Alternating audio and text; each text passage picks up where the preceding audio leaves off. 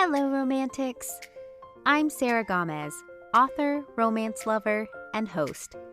You're listening to Romancing the Story, a podcast centered around writing, reading, and story structure, all with a twist of romance.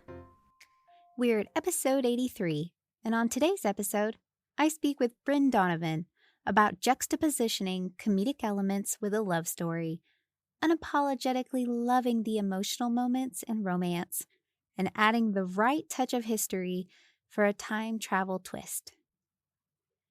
We chat Bryn's delightful novel, Her Night at the Museum, where a modern-day woman discovers a medieval knight who magically comes to life in a museum. As they navigate the challenges of their time-crossed romance, they find love and adventure in the most unexpected ways. The novel is very 90s classic rom-com coded, with sweeping settings and amazing banter. Bryn chatted about inspirations behind the book and how she never originally planned to pitch or publish it. Plus, after working with many authors, Bryn gave wise advice on the importance of believing in yourself and taking chances. There's a brief talk over historical accuracy and how Bryn paid homage to medieval times in a way that would make museum buffs proud, with creative liberties factored in, of course. Plus, we learn from an expert as Bryn talks about what she learned from her work with Hallmark and elements that make a bona fide Hallmark movie. Her Night at the Museum is a perfect example, since it's already slated to be a Hallmark movie. Links to connect to Bryn, as well as other media mentioned, will be listed in the episode description. I do use some Amazon affiliate links for books, so if you buy through the link, it helps the podcast and is always appreciated. In case you missed it, I am now your go-to gal for the Emily and Imogen shop.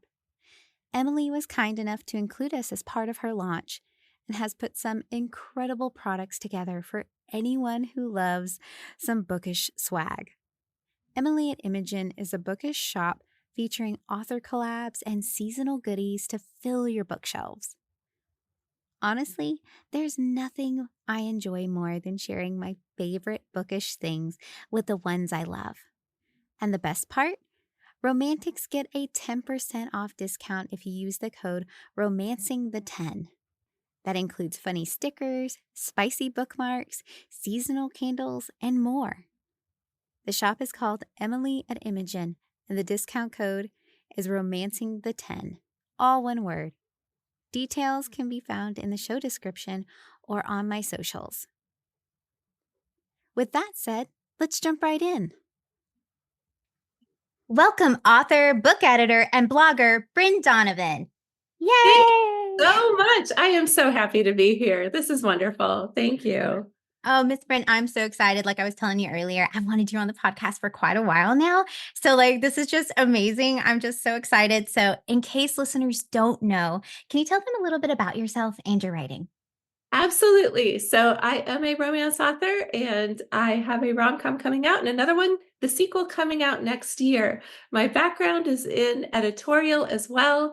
And for a while, I headed up a book publishing imprint for Hallmark Channel. Now I run a book editing business with my husband. I also blog about writing at bryndonovan.com. Yeah. And see, and that's how I kind of knew about you. I kind of learned about you through like the blogger sphere kind of way. And then I'd seen several discussions because I love getting to know more about writing and the editing process because I'm just like, that can only make me a better writer. So I remember seeing several presentations you had done and things like that. So yeah, you've been doing this for quite a while, right?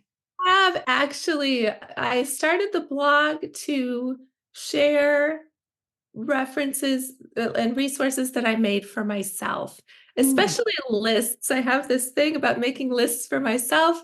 And then I would think, well, I went to all this trouble. I may as well share it with other people too. So that's kind of how the blog got started 9 years ago. And I have what I call master lists for writers so that if you need 100 ways to say she smiled or something like that. You've got it. Or and coming up with writing prompts. It's just something that I really enjoy doing. So everything that I share on there practically starts out as something I create for myself. Yeah, I just feel like, I don't know, instead of all of us doing all this work separately, we can share our notes. Yeah. Also, my background is in poetry. That's what I got my MFA in. And it took me so long to understand how to structure a novel. It was so different. And I sort of didn't prepare myself at first for how different it would be. And so I think in a lot of cases with the blog and sharing writing resources, I just want to help someone get there quicker than I did. Yeah, yeah, because it's a big switch from poetry writing, which is all vibes, right? Uh, Mhm. all language and emotion, from that to coming up with plot and structure and character arcs is a big switch. And then the jump between writing a story in your head and then thinking about it as a published book, as a product, is a big jump too. And so I'm trying to help people make those leaps easier. Because honestly, I certainly had my own struggles with it. Oh, absolutely, and that's such a big jump. Speaking of jumps, like, between, like, the short form and the long form of things. Yes. Yeah, you have to use a lot more of that, which side of your brain is it that's analytical and logical? I The think one it's that wasn't yeah. my natural strength, you have to use a lot more of that thinking, Mhm. and get used and become comfortable with that because it doesn't feel if you are a really intuitive person, a daydreamy, imaginative person, sometimes, thinking about plot and structure and doing a little planning feels uncomfortable at first, but anytime you do something new, it feels uncomfortable. So when I started walking, I'm sure it felt uncomfortable also, and so you have to kind of push through it feeling uncomfortable and awkward and foreign in order to really learn how to do it, I think. Yeah. Mhm. And that's something I think we always struggle as writers with, like, are we doing this the right way? Because it feels awkward and strange at first, but then you do get used to it, right? And then you find, like, okay, Absolutely. this works. Absolutely. So you just released your romance novel, Her Night at the Museum. Yay, I'm congrats. so excited about it. I have never been more excited about a book. Yes. And it's a rom-com filled with cute and sometimes steamy shenanigans when a modern woman brings a medieval knight to life in modern day Chicago. So it seems like a departure from your other works because I was noticing you had a lot of other kind of like self-help for writers and things like that. And this one is more contemporary. It's light and fluffy romance, has a magic realism. So what inspired you to do a medieval meets modern romance? Oh my gosh, so many things. So when I was a kid, I loved King Arthur stories. So I was that kind of nerd. And so that kind of thinking goes way back, I would say. And like T.H. White's Once and Future King, I loved all this stuff. And when I started Night at the Museum, several years ago, I had written a little bit of it. And I have always loved art museums and the Art Institute of Chicago, especially. I grew up in downstate Illinois. And as a kid, the first time I went there, I just thought it was the most beautiful place in the world. I still kind of feel that way. And so that was a real inspiration too. One time when I was there are it was a life-size statue. It was probably a Rodin, and I just was imagining like, what if the statue could think and hear and everything, but couldn't, talk and I got the inspiration for the story. So I started it several years ago, and then I was starting up a publishing imprint, and I just didn't have very much room for my own writing. And I got put on the back burner for a while. And then a couple years ago, 2 or 3 years ago, when I was kind of going through a rough time, and feeling overwhelmed at work, and then the pandemic, I went back to it. We all felt so stuck in the pandemic and the Mhm. lockdown. I was in LA at that point, and at one point, it was the deadliest place on the planet. Mm. It just felt so grim. And so that story of someone being stuck in stone and breaking free really appealed to me again. And I wanted to write something really light and fluffy and fun that cheered me up. So then I got back into it again and I wrote it pretty quickly. Yeah. So Well, yeah, and that's I think such a big appeal of this specific book is that it is so kind of light and fluffy, and that's why, and it's like a super easy read. It's super fun, especially around like holiday time, but really any time would be perfect for it. And but that's kind of why I was thinking it was kind of a shift from what you're normally kind of writing. So was that kind of like was it difficult? Would you say, or was it pretty easy, like the writing process of writing something more light and fluffy? So. it was pretty easy. I actually do have my first professional job was a humor editor for greeting cards. And so I know about jokes. I've written jokes, I've written little scripts for animated things. And so I was really pulling on that experience for the first time in my fiction, which was a lot of fun and really easy to write. I wasn't thinking about publishing at all because it was this bonkers idea that just made me have like it didn't seem really similar to other books out there. It just made me feel really happy to write, It's just pure fun for me. So I am delighted that that it's coming out with Berkeley. But when I wrote it, I really didn't have plans for it other than to write something really fun and use my sense of humor and yeah, just cheer myself up and write something that I loved. Yeah. Oh, well then what kind of inspired you then to, like, seek publication? Or is that something? Because I know you said your husband was an editor. Did you It give it to was him? And then no, he's like, "Go no, for it." It was, I mean, I hadn't decided what to do with it yet. When I was still working in publishing, I wasn't going to seek an agent because it was a conflict of interest. Like if I Mhm. had an agent, I would be inclined to just like give her all the deals, right? Sure. You know? And so I couldn't seek an agent as someone who was acquiring for a publisher. So a little after I left my publishing job, like a month or two after, I was I just got on Twitter for no reason and saw they were having a pitch event. And it was already like 3 p.m. I thought New York has gone home anyway. I thought, oh, I'll just put together a pitch for this book just for fun. And my dream agent liked it immediately. Like in 2 seconds, she liked it. I had a little more work to do on it, but I signed with her, Julie Gwynn at Seymour, and she was about to put it on submission when I got an email from the editor at Berkeley saying, "Hey, I love this, and I would like to see the whole manuscript." And at first I thought, I didn't even think my agent had this out yet. And then I realized I had submitted it to Berkeley and completely forgotten about it. So Berkeley had this open submission period. And I read it and I thought, they probably don't want me. Okay.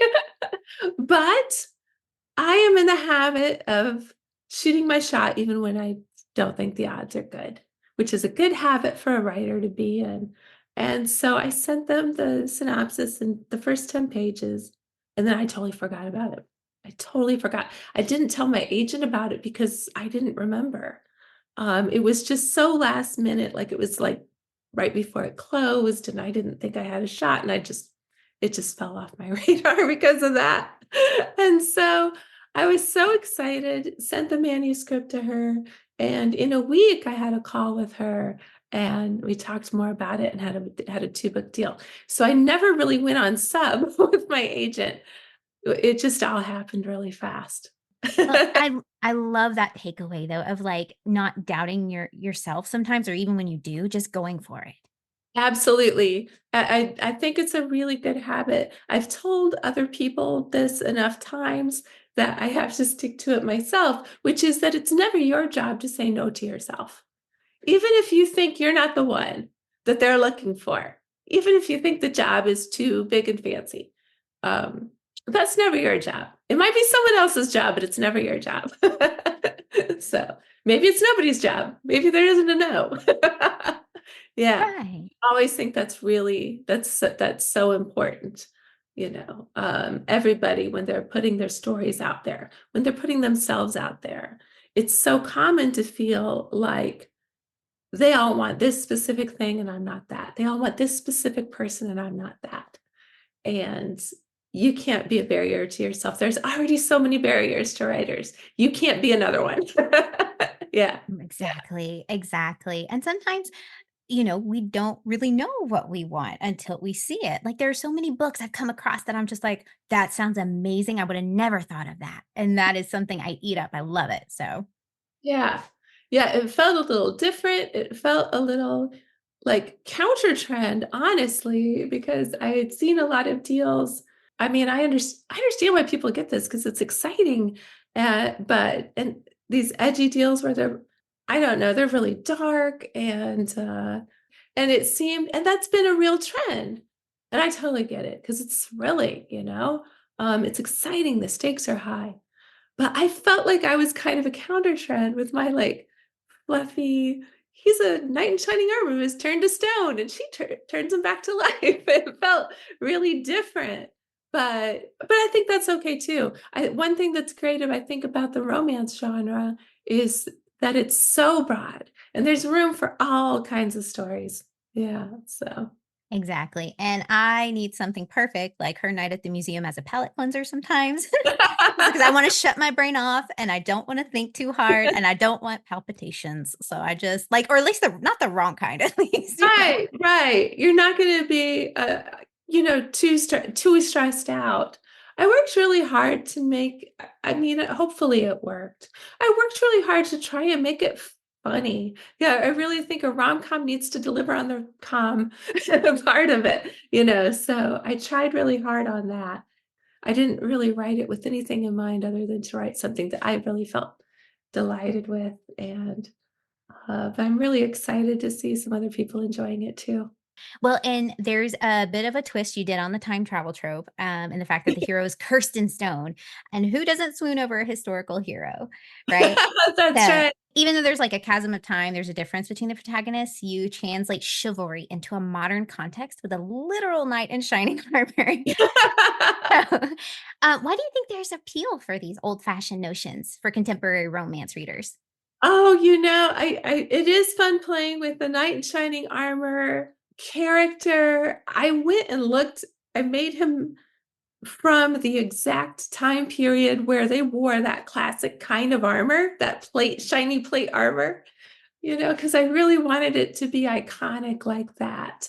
And to me, it's such a symbol of someone who will treat you wonderfully, who will defend you. It's such a like core romantic trope.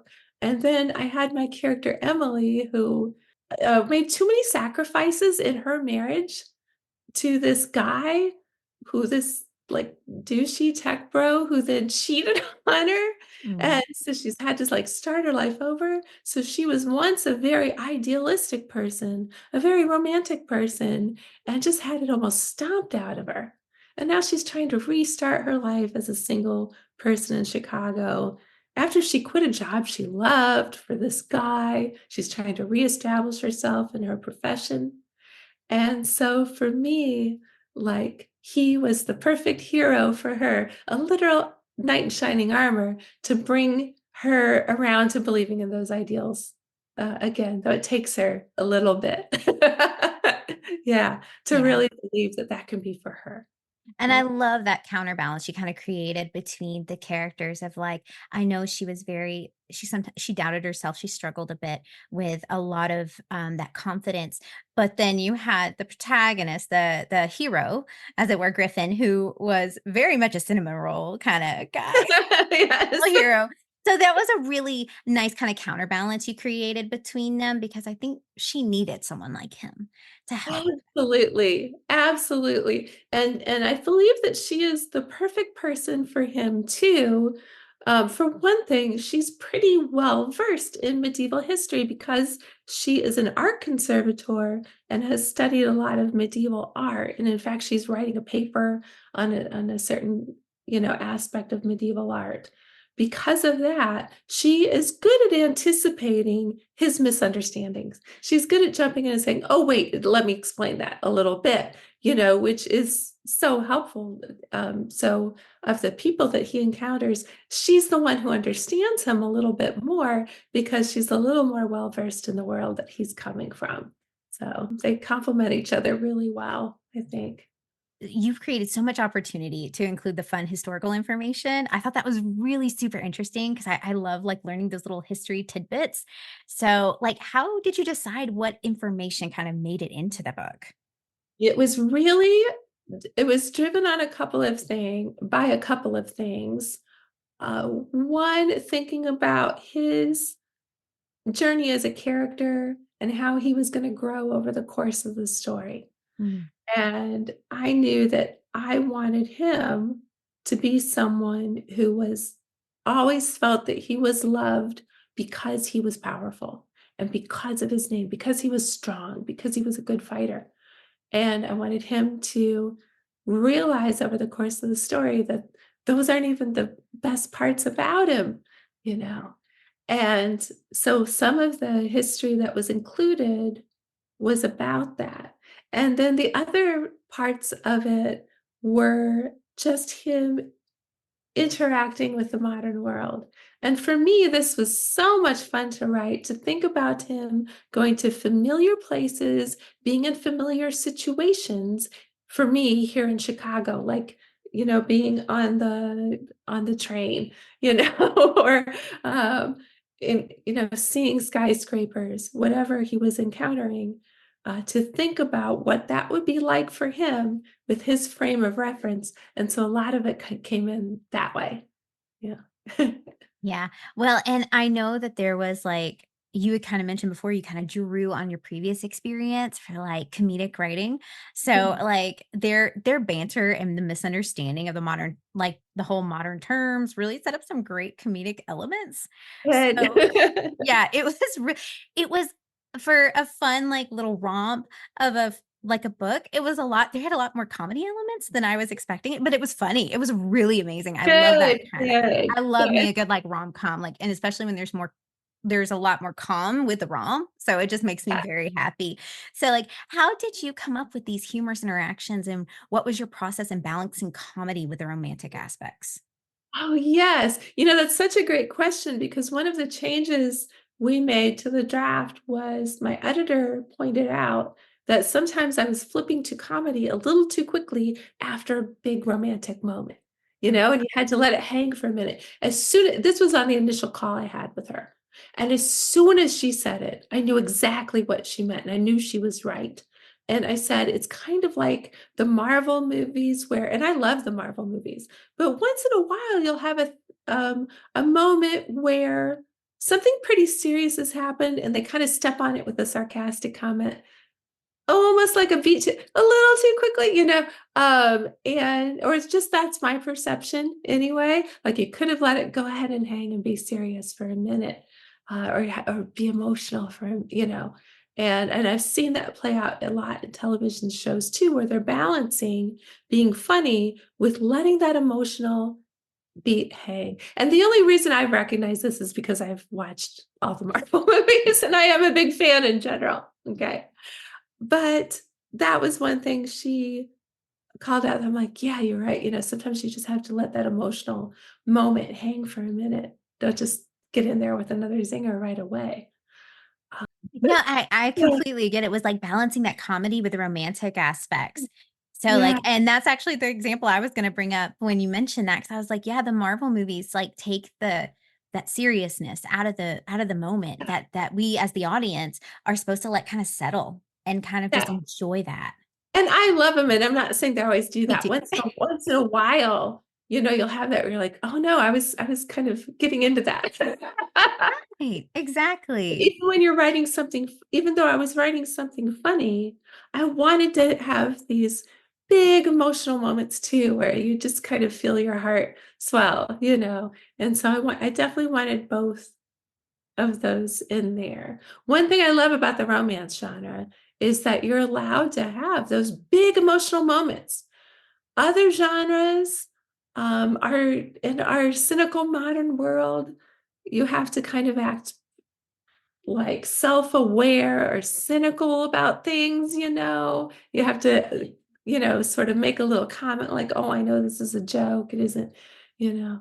And romance still allows you to have those big emotional moments without apology, and it's one of the things I love about the genre. I tried to have a good balance. One of the things that helped with both writing romantic scenes and writing funny scenes was the way Griffin speaks. And the way he speaks is fake. I couldn't have him actually speak like someone from the early 1400s. They still have trouble with communication, It's a big part, it's part of the story. But they would have so much trouble understanding each other. They would need like a Google Translate that doesn't exist.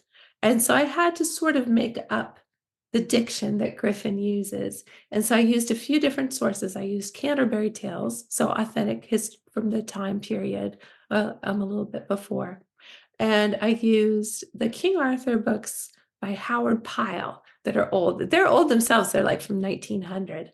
But that diction is not historically accurate, but it sounds historically accurate. And so I used a few elements like this to figure out exactly how he was going to talk. And my thing was, I just tried to make it consistent.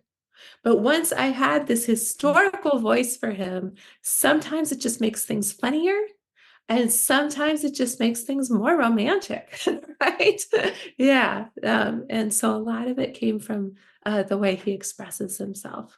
Yeah, I love that because I did feel like there was a lot of, especially like with like a knight from a previous, from the 13th century. It is so rife with like this romantic kind of idealism. So I thought like that's a perfect place for to create these moments that are both comedic and romantic. So Yes, yes.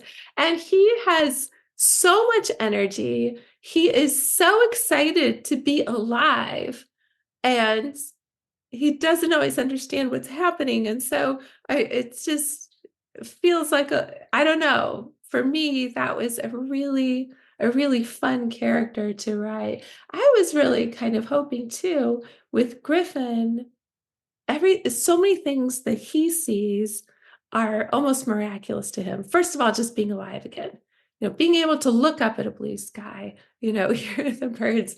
So he's excited about that to begin with.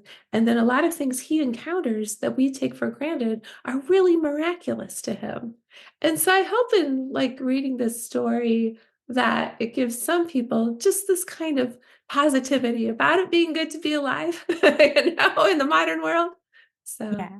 Well, and taking things for granted because like toilets and things like that are yeah, very appreciated. he is so excited about showers, like so excited.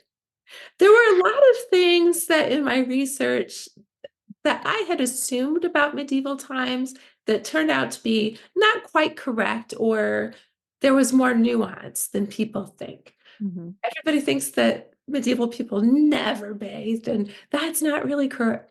That's not really correct, especially with the upper classes, and Griffin bathed once a week when he wasn't off doing battles.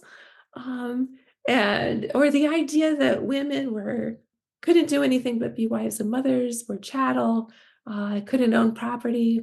Not correct. They owned property, they ran businesses. Most of the breweries were run by women for some reason. I don't know why, you know. Interesting. And so, things like this were important because he's not amazed that she has a job. It doesn't faze him. He knew lots of women with jobs, jobs Yeah. outside of being wives and mothers and managing households.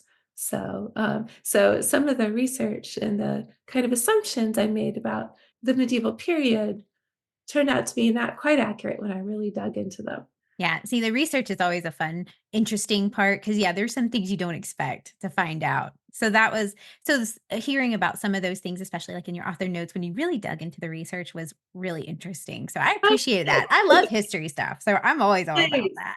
Nice. There were cases where I did research and then disregarded it. So I talked to a couple of people who work at the museum, but I made some changes from the real life museum just to enable the story. So Hmm. I explained that too. So anyone who's reading it and works at the Art Institute is going to say, that's not right at a few places. And I know it's not. It just, it was very complicated otherwise. And so I simplified things in some places. Yeah. Right, exactly. Because at the end of the day, it's still a romance. So, Exactly. Yeah. so, and I've seen some people label the book Hallmark movie with a little bit of spice, and I love that. It is so accurate. And I think it has that. I'm writing an article right now for Writer's Digest, actually, about elements of a story that make something really Hallmark. And it's not just it being squeaky clean, okay? One of them is this sort of essential like kindness or good-heartedness. And so this kind of people not being very snarky, the idea of having a strong emotional support network and people having good intentions, just this kind of good-hearted. Ted Lasso is a lot like this. And a lot of things in Ted Lasso would be very inappropriate for Hallmark. But you have that kind of good-heartedness, right? That is really typical for Hallmark stories too. That makes it wholesome, even if you have spicy things in there, you know? So this sort of underlying ethos of kindness, I guess. So these are a couple of things I'm going to write about in the article. Something else in Hallmark stories is that setting is extremely important and Mm. plays a big role in the story. And if you'll notice in Hallmark movies, they get outside a lot, like literally outdoors. I know from game development theory, and I don't know why I know this, I'm not a game developer, that gamers feel as if they have more options and feel they did studies on this as if the game is going better sometimes if they are outdoors and have a sky rather than being like Hmm. underground. And to me, that is so fascinating. And you see Hallmark doing the same thing with getting them. They get them outdoors. It's winter, too bad. We're going sledding. Um, they get them outside, and the setting is a big part of it. The season is a big part of it. And for me, the city of Chicago was a huge part of the story. So when I was finishing this, I had just moved to Chicago from Los Angeles. And I grew up in downstate Illinois. So this was, while I hadn't lived in Chicago before, it felt much more like home. And I was so happy to be in the city. It's such a beautiful city. And so I think that a lot of that gets into the story. My editor said it was a love letter to Chicago. And I think that's true. But that's another thing that's very typical of a Hallmark story, and it is a big part of this book is the setting really driving a scene. Yeah. So, and this was picked up for a Hallmark movie. And so, yeah. And this was so funny to me because I know producers at the channel, of course. I am the creative producer on a couple of Hallmark movies, meaning that I came up with the storyline for them. And then someone else wrote the script, but I wrote like a 10-page synopsis that they followed closely. Like Christmas and Evergreen was the first one. And and so I know the producers. I did not pitch this to them, and neither did my agent. And I did it because it's so spicy. And then one day, my agent texted me and said, "Are you sitting down? You have an option at Hallmark." I was like, "Have they read?" Yeah, because it does get a little steamy. So, I mean, I'm not opposed. I, but then once I had a Zoom with the producer and she was talking over a few things, I was like, yeah, it's true. I wasn't that surprised really, because of you have a lot of really good-hearted characters and the setting plays such an important part of it. And it is really an optimistic story. It is at the end of the day. It really is because we have enough cynicism in the real world. I just want to go to a world that Yeah, doesn't have that. exactly. Exactly. Yeah. So, and that was something that you kind of mentioned it a little bit. Like, I was wondering if you, since you worked for Hallmark, if that had kind of bled a little into this. Absolutely, it did. Actually, when I first started that project, it was right after I had gotten Christmas and Evergreen greenlit to like go forward and make it into a script and make it into a movie. So I just did the story development. And then they did other Evergreen movies too, which was really great. But after I did that, I had this idea of pitching this to them, and then I thought they were never going to go for it. And at the time, they probably would not have. They weren't doing as open to fantasy, as they are now. So that was probably correct. So it sort of started out in my head as a Hallmark pitch. Hmm. And then I thought, I just don't see it. And then I just did it for myself. Yeah. Well, lo and behold, now, Yeah, absolutely. Yeah. will So that be this year or you think just further down the line? you never know, and it's in development. Once in a while, things do fall out of development for whatever reason. Mm. Um, Not that often with Hallmark, though. Usually they go forward, in my experience. So it's tentatively slated for fall 25. Honestly, anything can happen. That's what they're looking at.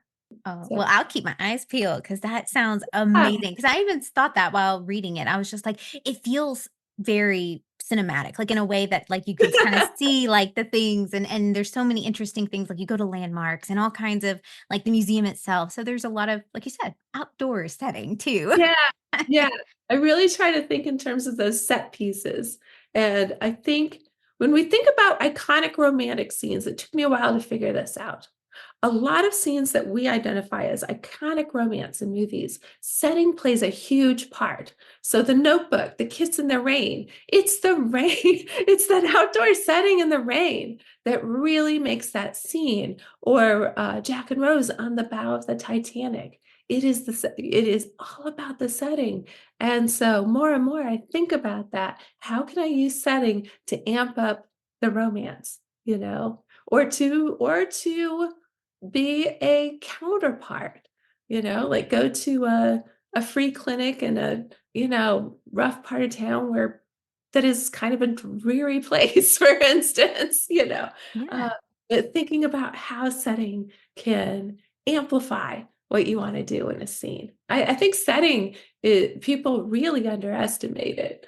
And I think I've talked a lot about setting already. But they do, like, they think, "Oh, it's that element that you have to do," you know? It's like having to do the dishes, you have to put in a setting, and, oh my gosh, it can make a scene. Well, Yeah. and I do feel like you made the most of it. That was something I noticed too, that you like it was very much a love letter to Chicago and like all these amazing places that, you showed in the book and things like that he got to experience. They got to experience together, which was really special. So it was one of those things of like, this feels very romantically coded in itself. It just felt Yeah, like that. So, like, you made the landmarks really a part of the story, like, integrated it as a big part. So absolutely. Yeah, for me, it was so much fun to see him interact with those and interact with the people too. Yeah. yeah, and I do agree with you. I do think now that I'm thinking about it, like, all my favorite, like, romantic scenes, the big ones that you were talking about, the unabashedly big ones that we love so much, like the Mr. Darcy coming over that hill in the fog and everything in Pride and Prejudice, like, that is Yes. such like, you couldn't have done that any other way because then Right, it's he like can't just walk into the room, like, he could, but it would not be the same. Yeah. no, it wouldn't have felt nearly the same, like, the way my heart just swelled, and I was just like, "Yes!" So Yeah. that's the feeling you want for those those big romantic gestures, those big, because that's what we want, right? In those romance books is Yes. those big romantic gestures of some sort, and setting does very much impact that. So I wouldn't even have As an thought that. editor, I give that feedback a lot. I'll say, "Okay, so they're in her apartment, but this Mhm, is a big scene. Can they move it out to the end of the pier?" Right? At mhm. sunset.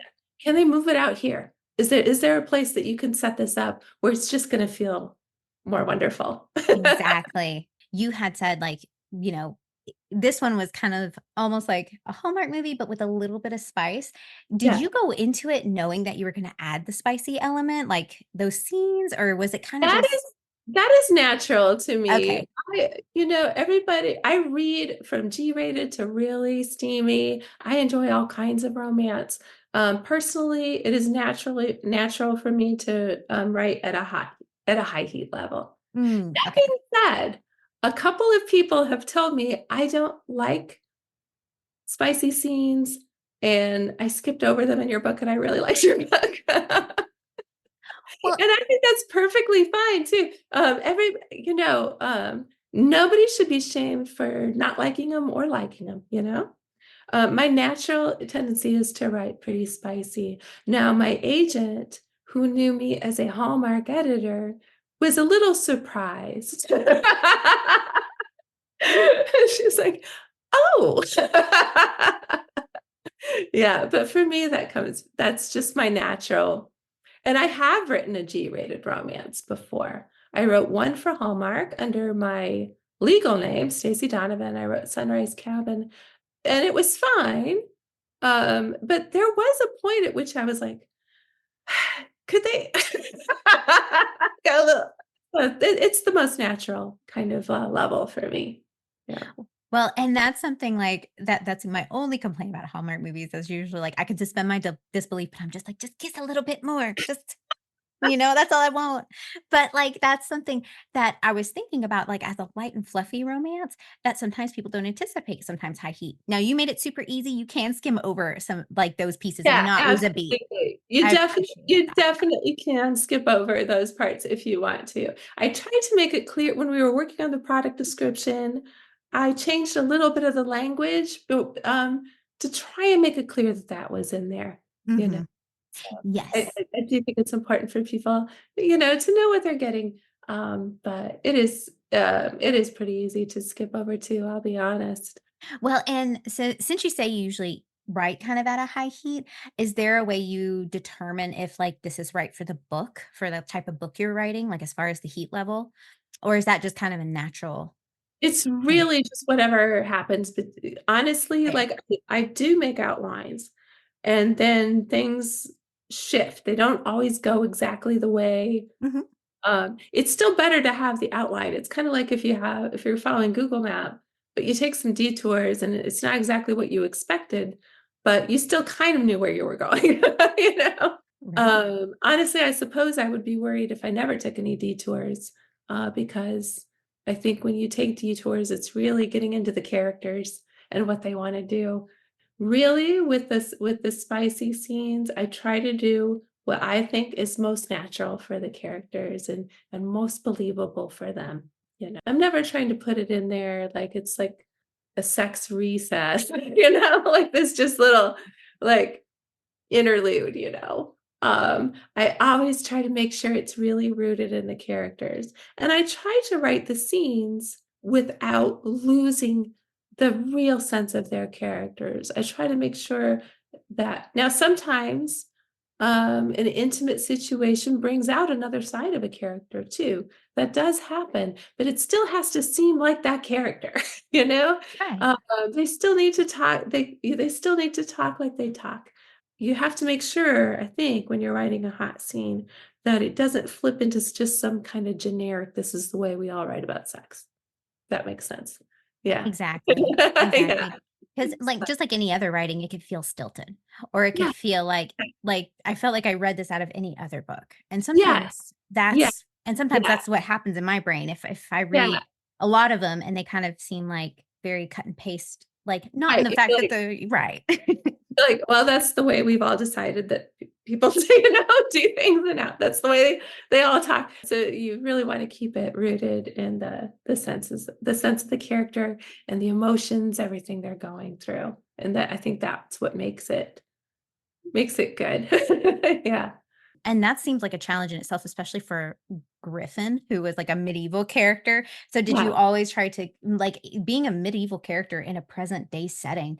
Did you really try to tailor, okay, this is how he talks, this is how what he's used to eating, this is what he is Yes. normally seen, like make this Yeah. whole because there you got to think of almost every aspect since he's from Yeah. another time. Yeah. So was that Yeah. really challenging?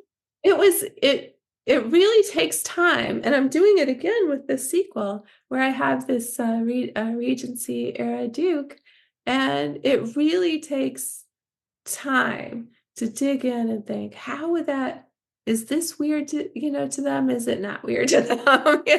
Right. And once in a while, you'll have another character think, oh, this is probably weird to you, and it's not, and so it does take time to try and get as many of those details as authentic as you can. And it's so funny because the overall concept of it is, absolutely bonkers. Having this knight who is turned into stone by a curse and comes back to life, but you still want it to be grounded in like sort of realistic detail. I think you did an amazing job with the book. It was awesome. It was so Yeah. fun to read. It's just like one of those fun, kind of silly, but really cute and just heartwarming romps. So I'm excited that it's coming out in the world. And Oh, congratulations again. So, so where can listeners find your book and how can they connect with you? yes, gosh, it's gonna be everywhere. So it's Barnes and Noble, Amazon, Target, and your lo- Apple, Kobo, and your local independent bookstore. Yeah. Fantastic. And what is your blog so that if people want to follow you? Absolutely. So, yes, this is a blog about writing, and it's also about positivity, I would say. And it is bryndonovan.com, Bryn Donovan.com. Thanks so much to Bryn for joining the show. If you like this kind of content, don't forget to subscribe wherever you listen to podcasts. That way, you're the first to hear new episodes when they drop. And if you get a chance, feel free to leave a review. It helps support the show and allows more opportunities to bring in all kinds of fantastic guests. There's also a link to the YouTube channel in the description if you'd like to see the interviews with some of the guests and see them show off their lovely books. As always, stay safe, be well, and keep writing. Bye!